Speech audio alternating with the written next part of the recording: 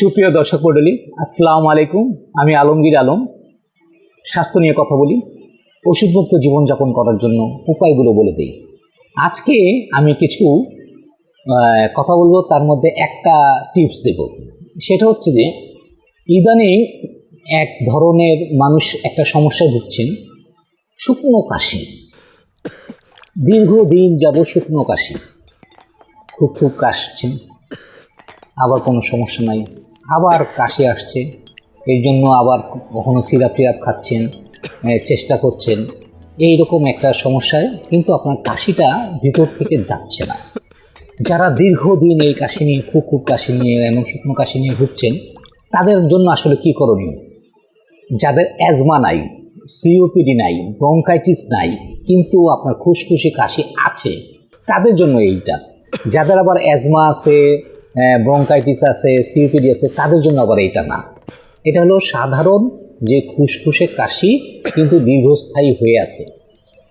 এইটার জন্য আপনি কি করবেন? সিম্পলি যদি আপনাকে বলি তাহলে হলো জিরা পানি। জিরা পানি আপনাকে খেতে হবে। কিভাবে খাবেন? আপনি এক গ্লাস পানিতে এক চা চামচ পরিমাণ জিরা আপনি রাতে ভিজিয়ে রাখবেন। ভিজিয়ে রাখার পরে সকালে ওই পানিটুকু আপনি জাল দিবেন, চায়ের মতো করে জাল দিবেন। জাল দিয়ে আপনি যেহেতু এক গ্লাস পানি আপনি দিয়েছেন, জাল দিয়ে আপনি 1 কাপ করে ফেলতে হবে। আপনি 200 ml যদি আপনার 200 ml পানি থাকে আপনার গ্লাসে, আপনি এটাকে 1 কাপ 100 ml করে ফেলবেন, অর্ধেক করে ফেলবেন। তারপর সেই পানিটুকু ছেঁকে আপনি খাবেন। একটু দীর্ঘমেয়াদী, আপনার একটু সময় লাগবে, কিন্তু আপনি এই পানিটা আপনাকে 3 মাস খেতে হবে, 90 দিন। অদ্ভুতভাবে দেখবেন যে আপনার এই 90 দিনের মধ্যে আপনার এই শুকনো কাশিটা আস্তে আস্তে চলে গেছে, আপনার হজম শক্তি ভালো হয়ে যাচ্ছে। আমাদের যে কোনো কাজের সুস্থতার অসুস্থতার মূল জায়গা হচ্ছে যে আমাদের স্টমাকের থেকে আমাদের কিছু প্রবলেম, আমাদের লিভার থেকে কিছু প্রবলেম হতে থাকে, আমাদের ইন্টেস্টাইন থেকে কিছু সমস্যা হতে থাকে। এইগুলো তিনটারই একসাথে কাজ করবে এই জিরা। অদ্ভুতভাবে জিরার যে আপনি যদি জিরার গুণাগুণগুলো যদি আপনি জানেন, তাহলে আপনি আশ্চর্য হয়ে যাবেন যে এই জিরা আপনাদের কত শক্তিশালী একটি হাত। জিরার গুণাগুণগুলো আমি দিয়ে দিচ্ছি এখানে, আপনি এগুলো পড়ে নেবেন। এর সাথে জিরার আরও কিছু বেনিফিট আছে, সেগুলো আপনি পেয়ে যাবেন। আমি শুধু আপনাকে বলছি খুশখুশে কাশির জন্য।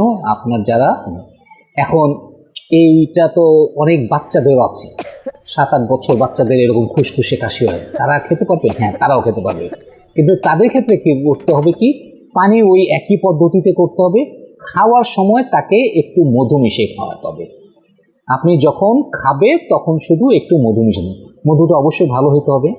ভালো মধুর জন্য আপনাকে তালাশ করতে হবে। আমাদের প্রকৃতি থেকে মধু নিয়ে নিতে পারেন, এই মধুগুলো আপনার জন্য ভালো হবে। বাচ্চাদের ক্ষেত্রে মধু লাগবে, আর বড়দের ক্ষেত্রে মধুর প্রয়োজন নাই।